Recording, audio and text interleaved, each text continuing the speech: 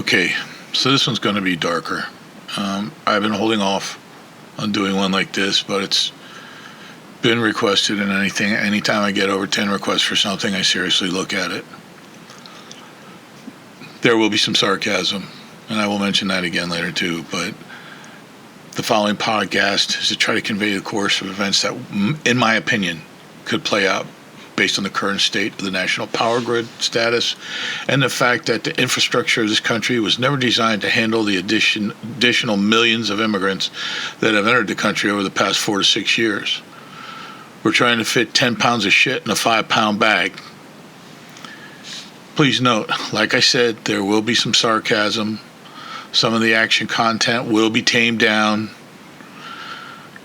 Hear me out. I do tame this down, and I won't go into any gory details, probably to avoid getting kicked off of several of the platforms my podcasts are posted on. So you can let your imagination run wild. We are going to go past rated G, don't get me wrong, but I don't think we're going to do more than dip our toe in the R-rated stuff. I need you to know that I take this very serious, as well as those I surround myself with. We know what we're doing. We're not going into this half-assed. We've got the training. We've got the background. We know what we're doing. We are very careful about who we let into our group, and if we don't like them, or if they're gung-ho, or if they're, God help us, Call of Duty commandos, they don't even know we exist. We all pray it never happens, but we are prepared as much as possible if it does, and that would be the grid collapse or worse. Some people will disregard this type of attitude as an overreaction, but I will counter the skeptic by asking if they thought 10 years ago a virus made in a lab in a city in China no one ever heard of would kill well over 1 million people in the U.S. alone. How about 7 million worldwide? 10 years ago, honestly, would you have thought of it? What would you have thought of? I mean, what did you think that first morning you got up and it showed the death count on every single channel? That's all every single channel talked about. We didn't come out of our houses. 10 years ago, if I would have told you, you wouldn't get out of your house for a week or two. You wouldn't go to work for a week or two. You'd be sitting in the house staring at each other because you couldn't go out because people were afraid to go out. Nobody would have believed it. If we go back a little bit further, probably another, 10, 15 years? How many people would have guessed it at September 11th morning that 3,000 people would die as a result of civilian airlines crashing into buildings in New York City? That includes the other places as well, but mostly New York City. Nobody would have thought it. If you woke up tomorrow, if September 11th never happened, and you woke up tomorrow morning and I said, hey, I got a really strong feeling 2 planes are going to crash in 2 main buildings, the 2 biggest buildings in New York City, would you have believed me if I said it? No, you wouldn't have. The thought that terrorists from another country could attack us from within never entered most people's minds. And now, the real shit stain on this one is now domestic terrorists are the biggest threat. Let that run around inside your ear hole for a little while. Domestic terrorists are our biggest threat. I will apologize in advance if I get a little excited talking about this stuff. It's the things people refuse to face. It's the things people have refused to admit that are going to get us hurt. Domestic terrorists are the biggest threat. The radical left. There is no place for it. It's one nation under God. One nation under God. Not what the purple hairs want to do this week and the men in dresses that want to be called Sally want to do next week. We're supposed to be one nation under God, and somewhere we lost that. We came together right after 9/11, but sure as shit we fell apart real fast with the Democrats in the White House. And I'm not saying all Democrats are bad. Hell, I'm not saying all people are bad. All I'm saying is that something happened. There was a disconnect somewhere where people just thought it was okay to just start shooting at people or shooting up schools or shooting up churches or... If this stuff is happening around you or you're seeing it on the news and you're not doing something to prepare yourself or prepare to protect those you care about or even just yourself, the fault lies with you at this point. It's why it's the way it is. Everybody sticks their fingers in their ears and runs around humming real loud so they can't hear any warnings, or they don't want to hear it. They don't want to deal with it. They don't want it to come to light. And most people honestly believe, I think, that if we ignore it, it will go away. Man, I got news for you. It's not going away. It's only going to get worse. We are at the point now where we are sending the military into cities to quell the violence. I mean, come on. I mean, this is not an alarm bell for people. You don't hear this and think, oh my God, what if it gets that way around here? What if it happens here? And I guarantee you, they're doing the same. Those people in those cities were doing the same thing you're doing right now, saying it'll never happen here.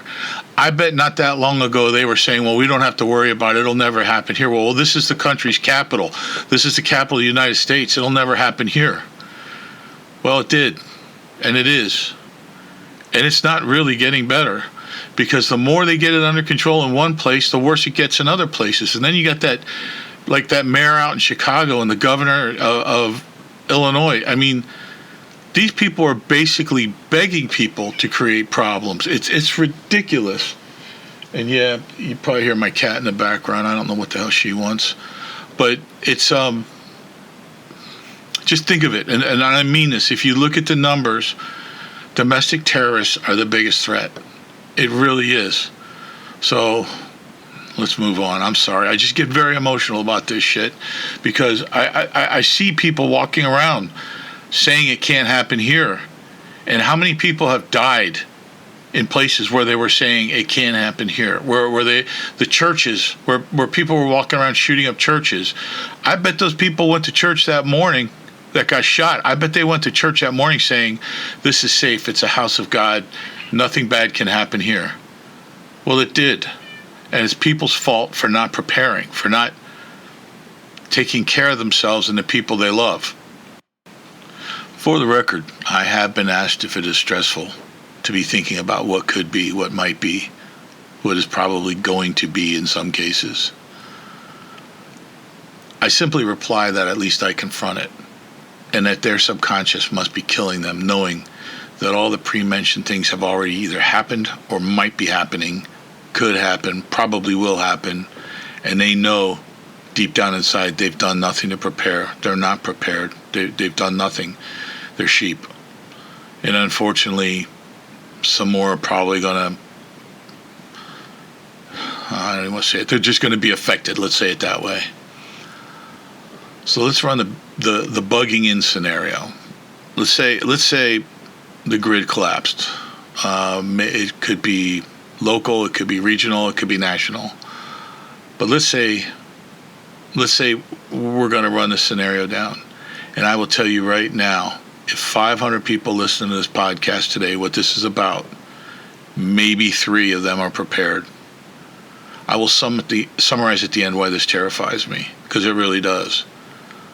You know what? I'm going to say if 500 listen to it, maybe 2 are actually prepared. And that's if you're in the right area. There's some places you're going to go where 1,000 people could listen to it and nobody's prepared. So let's run down the bugging in scenario. Bugging in responsibilities. This is where we start to get a little sarcastic, and we're going to get a little upbeat, because this shit motivates me. If this shit's going to help anybody, it motivates me. So get this in your ear hole before we go on. Violence is not the primary key in any situation. You want to avoid violence if possible. No one hates war more than a soldier.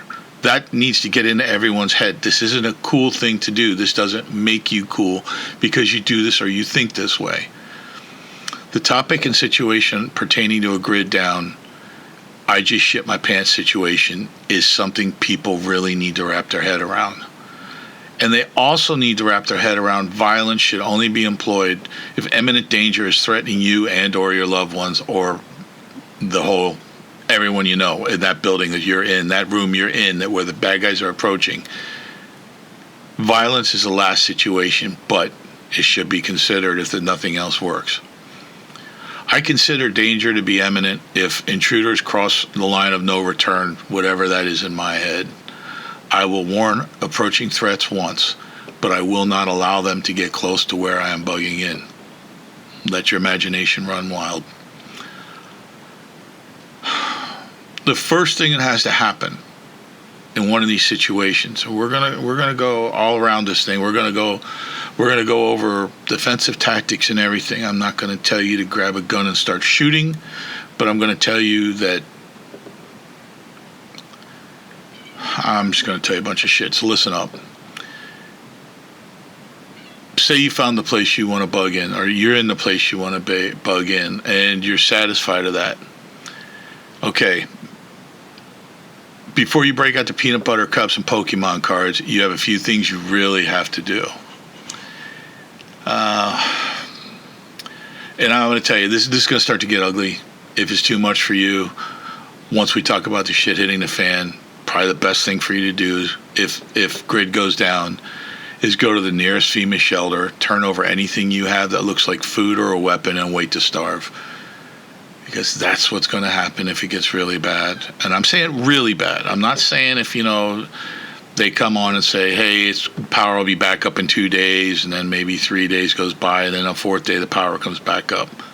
All right, you dodged a bullet. This is when you're going into week 1.5, 2, 3, and you realize you're in the middle of a shit sandwich. So, again, don't play this out loud with the wifey and kiddos present. You have been warned. We haven't even scraped the surface yet.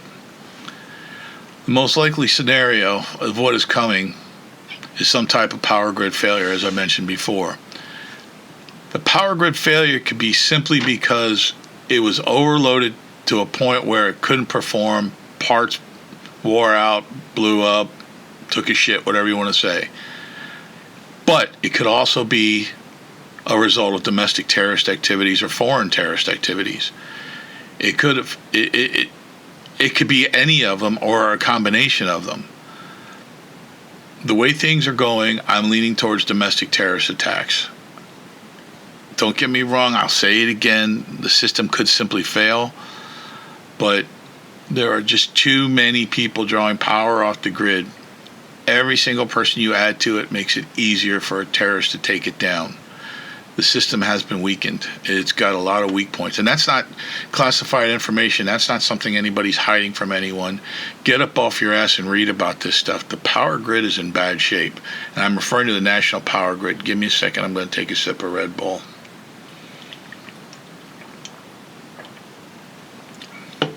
Actually, it's not Red Bull. I refuse to pay what they charge for drinks. It's the generic version. Tastes like you licked the goat's ass, but it gets the job done. A lot of what follows is probably going to sound like some kind of Mad Max scenario, end of the world kind of thing. I don't think it's going to get that bad, but I do think it's going to be horrible for the people that are affected by the grid going down. I think it's going to be bad. I think we're not going to be watching TV for a while. It should be noted society will begin its collapse in on itself within a week, honestly. Probably, yeah, I would say within a week. As soon as the shit hits the fan, start the clock. Because at the end of that week, it's going to be like the Wild West out in the streets. Emergency services will attempt to keep up, but there will be just too many things going on to make it work. Once the freeloaders realize the police are not able to keep up with everything happening, the looting will start, then the shooting will start, and then we'll be in total chaos. This is the part that I'm saying nobody's ready for. Well, not nobody. Most people aren't ready for. Within a week, there will be no 911. There's no open hospitals, gas stations, or grocery stores will be closed. This is just a start. Airports will shut down almost immediately because no one is delivering fuel and no one will be manning the ticket counters. Now, think of all the people that will be forced to drive to get away and how their cars are just going to be dying on the highways because they don't keep their tank full. Even when they knew shit was going to hit the fan, nobody's filling their tanks. They're just saying, I'll get it tomorrow. By the way, helpful hint, never, ever, ever go home with less than half a tank of gas. It's just a good thing. Keep it in your car. Bad weather, whatever, UFOs, whatever. You should always have half a tank of gas in your car, at least. Now, ask yourself, if you were a cop, if you were a firefighter, if you were active duty military, would you want to be standing guard on a FEMA site, or would you be rushing home to your family? The truth of it is, even if I was active military, even if I was still a Marine, if it looked like, oh shit, my family's in danger, I'm going home to protect my family. That's my mindset. That always was and always will be my mindset. So, for all of you Call of Duty commandos, and let's touch on this for a little bit, because the next time I talk to the next time I talk to one of these guys that says something stupid like, I think I can shoot, I'm pretty good at Call of Duty, and be dead serious when they say it. Or say, no, I know what tactical duty is, I know what tactical movement is, I play Call of Duty. So help me God, there will be blood on my hands. I digress. So, you Call of Duty commandos, do you really think you're ready for what comes next? With only 2 cans of kidney beans and a box of macaroni and cheese and what looks like some type of vegetable medley in your now warm freezer? Of course, you probably have the pistol next to your bed that you have never actually shot. I got news for you, Cupcake. It's too late. At that point, it's too late. It's too late to go to the range and learn how to shoot your gun. It's too late to learn how to work your weapon. Did you even get ammo when you bought the gun, for Pete's sake? You are nowhere near ready for what is most likely coming. No one really is. Honestly, nobody is completely ready. If you see me or someone like me coming your way after the grid fails, listen up. Your best bet would be to place the macaroni and cheese and the gun you've never fired on the ground and run like your life depends on it. You might survive depending on what kind of day I'm having and if it's a good brand of macaroni and cheese. If it's that generic shit, you don't stand a chance, buddy. Nope, that's your fault for buying bad macaroni and cheese. This isn't fear mongering. I'm not trying to sell anybody anything. I'm simply trying to make people think. The pre-mentioned collapse is a very real possibility. Shit is already going sideways in UK and France. Yep, the UK and France are having problems. Now, if the blue and purple-haired idiots stateside keep listening to the far left rhetoric, which is basically calling for martyrdom and violence, and emergency services aren't there to handle anything, somebody's going to have to handle it. Somebody's going to have to deal with it. Just saying. I have said in an earlier podcast that bugging out is a bad idea. Let's be honest. How far are you going to get on a tank of gas, or half a tank of gas, or a quarter tank of gas? And do you even keep your tank full? Honestly, have you ever had your tank full? Are you going to live in the woods and off the land? You're going to go out there and go all Jeremiah Johnson, Grizzly Adams, Rambo? Trust me, Snowflake, you'll be a mess the first time you realize you can't plug your tablet into a tree to recharge it, or worse, when your kids' tablets die. Oh, and you're going to say, well, I'll just charge it in the car. But you can't charge it in the car because you're out of gas. Think of that. Think of your little kiddos running around with nothing to do, and you're out there picking berries and bugs to eat. Pretty picture, right? Bugging out is always a bad idea. Unless the house burned to the ground, man, I don't see a reason to bug out. And I will repeat it to my last breath. Don't bug out. However, as I indicated earlier, bugging in does come with responsibilities that most people would never think of unless they were trained for it. The basics that this would require is hardening your cover, hardening your walls, hardening your door frames, your windows, whatever you got going on, which sandbags, plywood, whatever you can do. And if you're not using that door or window, you're going to close it off. You're going to use the right anchors, and you're going to secure them. You're going to secure those areas. You're going to have to, if you have more than one person with the gun, and this is loosely on a principle from the Marine Corps. Most people don't fully understand it, but what you need to do is, if you're bugging in and you have maybe 2 or 3 sides of the building that are going to be open, you're going to have to assign areas of responsibility. We would call it primary sectors of fire in the Marine Corps. And weapons maintenance. You're going to have to keep up weapons maintenance. If it don't go bang, it's no good. So the assigning areas of fire would consist of three areas. The center would be your primary concern. Then you have the right and left sectors of fire, the secondary sectors of fire. These would overlap with the other sides of the building that you're in or the other posts that you're in. Hopefully you're on higher ground and you really don't have to get all technical about this. In the Marines, we would refer to the sectors of fire as a range card. We would have to draw it up, and it would be a range card. The HMFIC, which would be the most experienced Marine on site, would collect all the range cards and look for areas of weakness if missed. Sectors of fire should be a primary function taken very seriously. That is your area of responsibility. Now, this is just out in the yard. This isn't food. This isn't water. This is just to stop the bad guys from trying to get in. That's all this is what we're talking about here with these sectors of fire. While playing Marine years ago, I had seen range cards scribbled on box tops, back of letters from home, and my favorite, the box MRE main courses are packaged in. Well, this is not ideal. We're not all issued pens, paper, a computer, and a field desk. That was all reserved for the Air Force.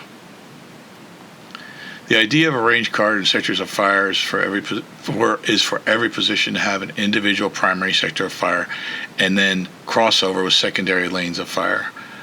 With the person to your right or left, the crossover fire, it's hard to explain without a diagram, but what you would have then is basically one center cone and then two more cones going out at wider angles. Those wider cones would cross, like your left cone would cross over my right cone, and we would be covering each other there.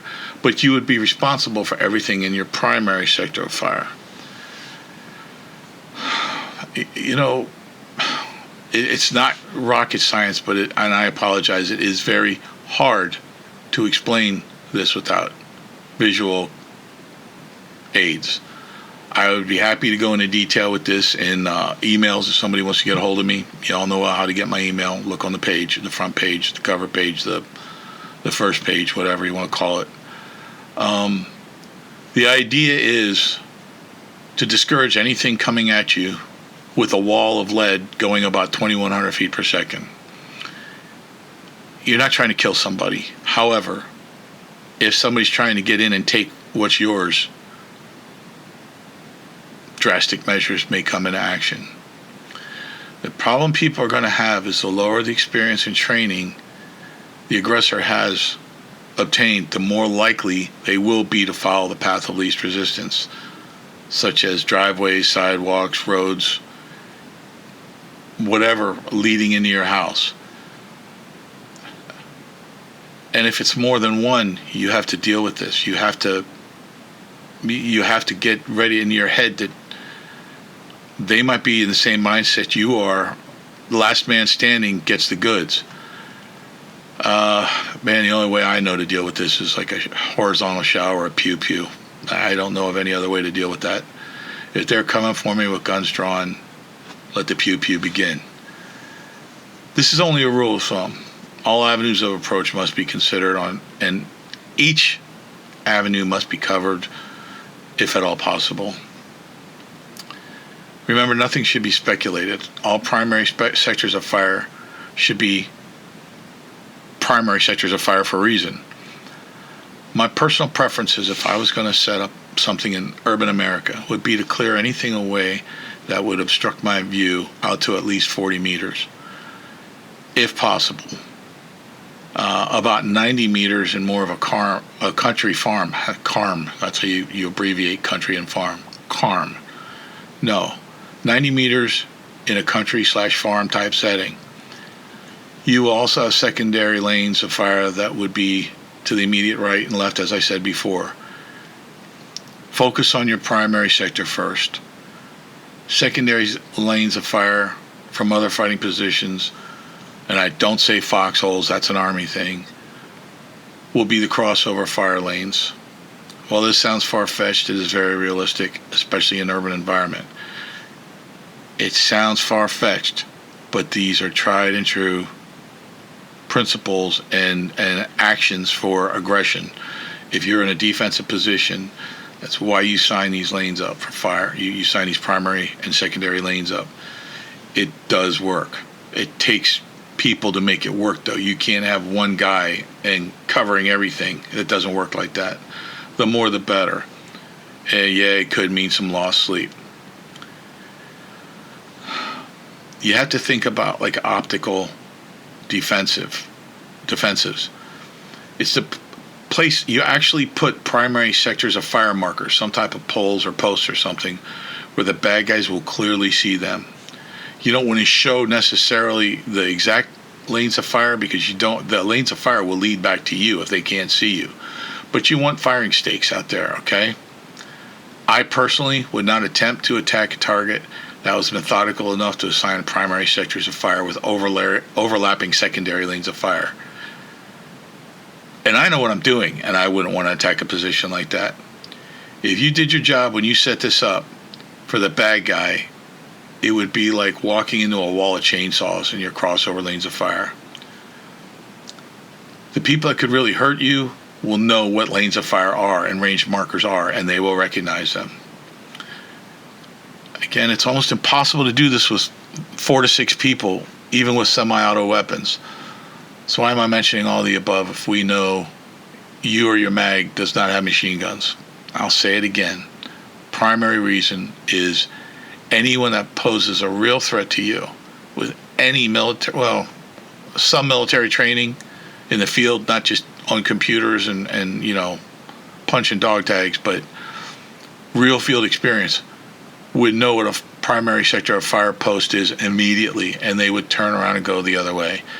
There's no, once you see those firing stakes, you have seconds to get away. If you're close enough to see them, you're in the lane of fire. I mean, for fuck's sake, even the Coast Guard could figure out what primary sectors of fire posts are. Coast Guard. With limited personnel, you will need to make the target, which would be you and yours and your food and beans, bullets, and Band-Aids, basically. You got to make it less obtainable. This would involve removing any cover or concealment, like I said before, that they could use to hide behind to advance on your position. If the objects are too big to move, you will need to integrate traps. I will not go into too much detail in this podcast, as I do not wish to be dropped again by the people who host the podcast and the AI censorship that would be reading and evaluating this podcast before it posts. Hugs and kisses to Hal 9000. And I really feel sad for you guys if you don't know who Hal is. Dave definitely knows who Hal is. Boy, this one's rough today. I apologize. I'm tired. I personally love the use of barbed wire. There is an art to using barbed wire constructively that is sheer beauty to see if it is employed correctly, and it is. Geometric shapes everywhere. You have to integrate a lot of posts with barbed wire securely attached. This meaning if somebody cuts it somewhere, the whole thing doesn't collapse because you just strung it from one place to the other, to the other, to the other. Somebody cuts it and the whole thing collapses. That's not the idea. You need to firmly secure this shit to the post or the tree or whatever you're securing it to. It takes longer, but you will not lose what you did. It stays. It has integrity. My favorite setup is a hectic crossover pattern. It's a lot of work, but man, is it a bitch to get through. No one in their right mind, even a starving, would try to get through the hectic pattern. This isn't concertina wire. This is just barbed wire. Christ, we could do crazy shit with concertina wire, but that's a lot harder to come by. If you're near a farm or you live on a farm, you've got barbed wire. Trust me, it's there somewhere. Find it and use it if you have to. Use it before the world goes to shit. Use it before your region goes to shit or your city goes to shit. Once they say we've lost power for an unknown time period, go out and start stringing barbed wire. Screw it. Screw what people think about you for doing it. If it keeps you and yours safe, I feel I've done something good here today. Keep in mind, if you're looking out there at your primary sector of fire and Johnny Wirecutters is out there trying to cut through your barbed wire, what are you going to do? Are you going to let him do it, or are you going to stop him? My opinion is, if you look out there and somebody's trying to cut your barbed wire to get to you, He's already assigned a bullseye to himself, and you should be making it rain pew-pew right now. If you did not have the time to harden your primary sectors of fire and the enemy is at the gate, you got to bring the bad guys in. Give them the gift of double-out buckshot. I love double-out buckshot. If the bad guy survives the gift bestowed upon him by your 12 gauge, he's not going to be much use for anything else except for making his own blood trails. Double-out buckshot will stop somebody in their tracks, even if they're wearing body armor. They're done. They're going to turn around. You're going to pick them up and throw them, and they're going to be done. If you're going to be weak on one side of your home base, you will need to fortify the walls and make it impossible to get in, or at least make it harder than getting Taylor Swift tickets at the last minute. Personally, I hate Taylor Swift for what she did to Travis Kelce. I mean, the guy is more interested in getting on Saturday Night Live than playing football anymore, and you can see it when he's on the field. Fuck you, Kelce. Yes, I was listening to Bring Me the Horizon while working on this podcast, and it got me really amped up. Deal with it. If you're really going to take this seriously, the best possible situation is to actually create an easier avenue of approach for the bad guys.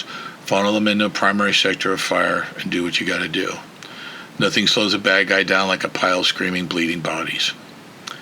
There's a lot more that goes into this, and the psychology involved around the screaming bad guys.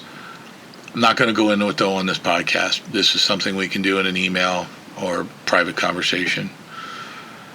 This is only one part of bugging in, and with any chance you keep yourself safe without having to use any of these tactics. If it looks like you're living in a comfortable homestead, you're going to be a target. If it looks like you're living in a bombed out hovel, you're going to use your AR-15 speech generator, the pew-pew. You're going to use it a lot less. Don't look like a fat target, because fat targets are easy targets. Fat targets are targets with something to yield that you need, or that someone else needs, I should say. Don't be that. Listen, persons that are tactically trained know how to recognize a kill box when they see it. And I will be honest, the thought of walking into a kill box scares the ever-loving shit out of me. Kill boxes are, like I said, when you funnel them into a lane of fire, where they're actually getting physically manipulated to where they're walking into a lane of fire. Really bad guys aren't going to let that happen. They're going to avoid you because they know there's somebody looking to cut them in half. Take the effort, take the extra time to make the effort to make a defensive position. Don't just put guns at windows like they do in the movie and hope for the best, because most of the guns out there that are going to be shooting at you are going to shoot right through the walls of your house. That's why I was talking about you need to harden your position with sandbags.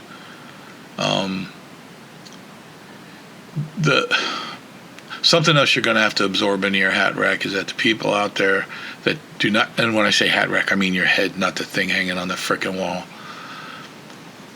People out there that do not have enough food might be scavenging for family, the wife, the kids, the dog, the cat, the bird, whatever the hell they have. This is one of the most difficult positions you're going to be in, because they're just trying to do what you already did. They're going to try to get through the defensive perimeter. They're going to be screaming, I just want food, I just want food. Well, then everybody's going to hear that thinking he knows you have food. You can see how this thing progresses real bad, okay?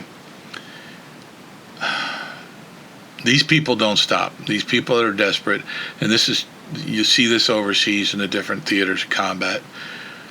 These people that are desperate for food for them and their families will stop at nothing if they think you have food. There's always the buckshot express traveling at 1,300 feet per second, but you got to think about this. This is a guy that wants food for his family. Are you going to give him some food and divulge the fact that your situation or your position has food? Or are you going to keep the food and give a couple warning shots, which indicates you have firepower, which indicates you're probably trying to protect something again? Very, very, very difficult position to be in. And this is where the root, I think, of PTSD comes from, is the brave men and women that are fighting for your country as we speak somewhere probably you don't know about that I don't know about, but they are, is not so much shooting people. It's having to deal with the situation that comes up to pulling the trigger, I think is worse than actually pulling the trigger. If you're in this situation, it is a suck situation. I mean, really suck situation. So what do? You must remember the fucking knuckle dragger walking into your primary sector of fire to take your food and water had the same amount of time as you did to prepare for the social decline that was obviously coming. If the approaching individual was smart, he would have prepared like you and me before everything turned to shit. Here lies the issue. The knuckle dragger coming at you didn't decide to invest in protecting themselves or family and what they have. They decided to invest in a timeshare or an SUV that would seat 20 people. I got to tell you, man, and I will tell them when I'm warning them one last time to get away, those free drinks in a poolside cabana at the timeshare does not count for shit when your kids are starving. If you were buying shit to keep you and yours alive, you're the smarter. You know, these people living without a care, it's going to catch up with them sooner or later. And it breaks my heart. I hate the idea that these people are going to be called to reckoning when all they have is an SUV that's out of gas and maybe a blanket between three kids. I mean, it's the kind of shit that really bothers me. But like I said, you have to shift from feeling bad for that person to here comes a fucking knuckle dragger that wants my shit. Man. You know, and if that guy's coming at you with like some kind of pearl gripped chrome 45 or something, that also tells me he doesn't know what the hell he's doing. Nobody would go into a potential combat situation with something like that. That's only in the movies. That's only in the movies. I think it's only MacArthur in the movies. Maybe Patton. I don't know. It doesn't matter. I don't want to go into too much detail about what happens when the bad guys with their own pew-pews are coming at you. I don't even know how much I want to do in a podcast because it's probably going to get me shut down. What I will tell you is you really need to settle into the warrior mindset. I talked about that before. Look it up. Go through all the other podcasts. It's the only way you can repel borders and stay alive. You can't repel borders if you're like, every time you pull a trigger and your gun goes boom, you say sorry. Boom, sorry, boom, sorry. You're not going to last.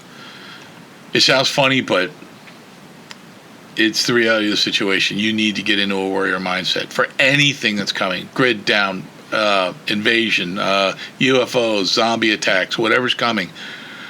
God, I hope it's not a zombie attack. But whatever's coming, you should be prepared. And you can prepare for all of the above by doing the same thing for all of them. If you prepare properly, you will be prepared for all of the above. The only thing you can't prepare for is a nuke getting dropped on your house, biological or chemical agents being sprayed into the air. I don't care how many masks you have. I don't care how much tarpaulin you put up around your windows and doors and towels, and I don't care what you do. You are not going to get around a nuclear, chemical, or biological threat. It's going to happen. It's going to hope it's over quick. That's all I'm going to tell you. Your masks, yeah, you can wear them. If you're not trained to wear a mask properly, it's not going to work. I'm telling you, it's not going to work. You didn't size it right. You don't have the filters on right, or you're going to like fog up the lenses and tell yourself it's okay just to pull the mask away from your face to cough. Right there, you're dead. So I promised you a summary at the beginning of the podcast. If you hung in long enough to get to this part, the summary I'm going to give is simple and realistic. In my mind, if you're not standing with me, you're standing against me. If the shit hits the fan and the grid collapses and I find out that you have what I need, I'm going to make it mine. You just need to determine whether you want to be alive to watch me walk away with your stuff or not. If you are begging for food, you're going to starve. If you're begging for water, you'll die of dehydration. If you get an infection of some type, you will most likely go septic, and you will most likely die from that. If you're not prepared. Man, this is why people prepare. We do not wish to pass away in the first 5 weeks of the crisis, if it lasts 5 weeks. We would like to live long enough to see it through. I do not think the grid collapse will be the end of mankind by any means, but I do think things will change. And it will, if it's a regional or national grid collapse, it will affect the whole world, one way or another. You need to remember, if nothing else, if you don't take anything else away from this, true human nature in a time of crisis is barbaric. It's violent and it has no conscience. Can you stop that coming at you with bare hands? Think about that for a second. Barbaric, violent, and has no conscience. I mean, tell me, are you ready? If not, think about it. I'm not going to hold your hand. You're an adult.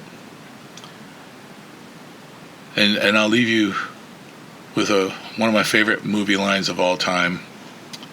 I do wish we could chat longer, but I'm having an old friend for dinner. Hannibal Lecter. I love that line. I think I wish we could chat longer, but I'm having an old friend for dinner. Oh, okay. Watch your six. Peace out.